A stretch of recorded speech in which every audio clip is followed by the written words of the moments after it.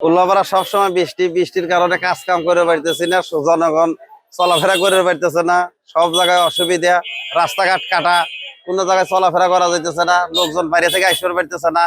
উল্লাপাড়া দোকানদাররা খুবই অসুবিধায় পড়ছে, বেচা কেনা হচ্ছে না, অনেক কম বেচা কেনা হইতেছে, সাধারণ জনগণ বাইরে থেকে আসতে পারতেছে না। বৃষ্টির কারণে আমরা বাইরে হাঁটতেছি না। রাস্তাঘাটের দেন কি অবস্থা, পানি, সব জিনিসের দাম বেশি, কাঁচামালের দাম বেশি, বউ বাচ্চা নিয়ে আমরা চলি কিভাবে? এই অবস্থা থাকলে তো আমরা ভয়াবহ মধ্যে পড়ে গেছি। এখন আমরা কিরকম হয়েছে, দেন কর্ম হইরা খাই, কর্ম নাই, আমাদের ভালো কাম কাজে নাই, বেতন কম দেয়, কামে গেলে কাম দেয় না ঠিক মতে মালিকরা। আমাদের চলাফেরা খুব অবস্থা খারাপ হয়েছে বৃষ্টির কারণে। বর্তমান খুবই অবস্থা সংকটজনক।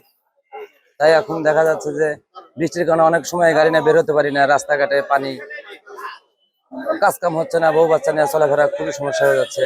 দেখা যায় যে অনেক পরিশ্রম করতে হচ্ছে, বৃষ্টিতে বাড়ানো যাচ্ছে না। আজ বেশ কয়েকদিন হলো এই আষাঢ়ের যে বৃষ্টির অবস্থা হয়েছে সারা বাংলাদেশ জুড়েই প্রচন্ড বৃষ্টিপাত হচ্ছে। এই বৃষ্টিপাতের কারণে জনজীবন একেবারে দুর্বিষহ হয়ে পড়েছে। বৃষ্টিটা এমন সময় হচ্ছে কিন্তু একদম 9টা থেকে 10টার মধ্যে বৃষ্টিপাত হচ্ছে। বিশেষ করে ছেলেরা যখন স্কুলে যাচ্ছে, পরীক্ষা দেওয়ার জন্য স্কুলে যাচ্ছে, ওরা কিন্তু ভিজে যাচ্ছে, আবার আসছে, ভিজে আসছে। এতে করে বাচ্চারা অসুস্থ হয়ে পড়ছে। এই সময়টা একেবারেই বলার কিছু নাই, করার কিছু নাই। একটু আমাদের প্রত্যেকের সচেতন হওয়াটাও জরুরি।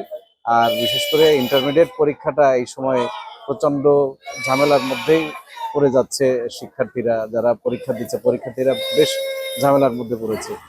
করার কিছু নাই, আমরা আল্লাহর কাছে দোয়া চাই যেন আল্লাহ এই দুর্যোগ থেকে আমাদেরকে রক্ষা করেন এবং আমরা এই দুর্যোগ মোকাবেলা করতে যেন সচেষ্ট হই।